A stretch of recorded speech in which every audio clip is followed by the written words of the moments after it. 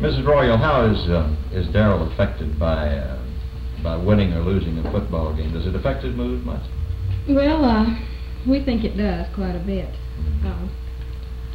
As Marion said one morning when we were having difficulty getting off to Sunday school, Mother, it's never like this on Sunday morning when we win a game.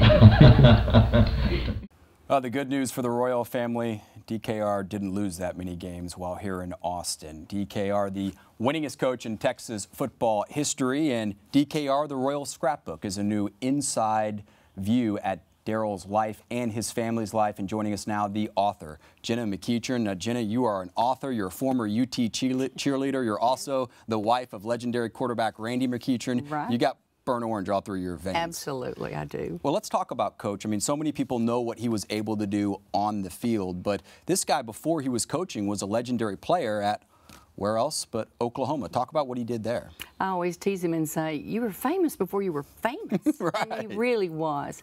Well, he was an All-American quarterback. He was the best punter in the country. And in fact, Bud Wilkinson credits Coach Royal with turning his career around with, I think it was against Missouri, with these, just pinpoint, well-placed punts that backed Missouri up. He never left the field. He held for extra points, and then, of course, he was still a record-holding defensive back.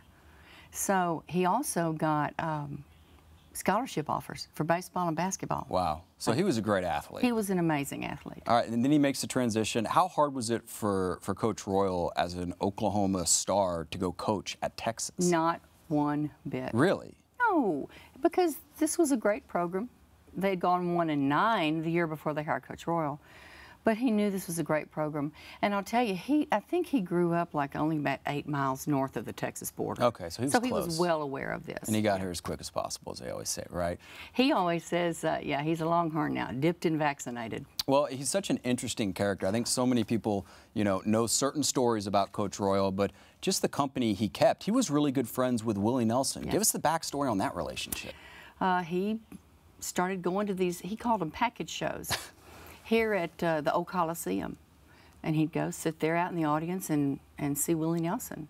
And at that time, it was easier for Coach Royal to sit out in the audience because he wasn't that well known. Edith tells a story about one time in his life, Willie Nelson could not afford to pay his band.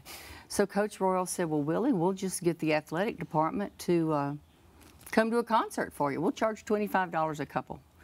And Willie was not at all sure that anybody would show up. And of course, Edith and I laughed and said, well, they're going to tell their boss no? Right. He was the athletic director. And it was a sellout, and he was able to pay his band. Give us one of your favorite Royalisms. My daddy was a successful high school football coach. And he always said to us, just remember the cream always rises to the top. And that's, I'm sure Coach Royal didn't originate that, but he said it all the time.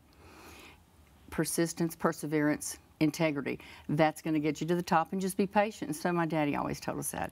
But one of my favorites that I wish more coaches would enforce today is when you get to the end zone, act as if you've been there before. Right. You didn't do it by yourself, so don't go beating your chest. Something else Coach Royal used to tell his players was, if you're going to celebrate when you cross into the end zone, wait for the other 10 guys to get down there with you. Right. Well, his former players obviously matter to him, and he matters to them. Talk about that relationship as Darrell gets older. He was not their buddy on the field. I bet not. He was not. But the instant that they graduated and he gave them that T-ring, he wanted to be their friend. And he proved it over and over. He was always available to them.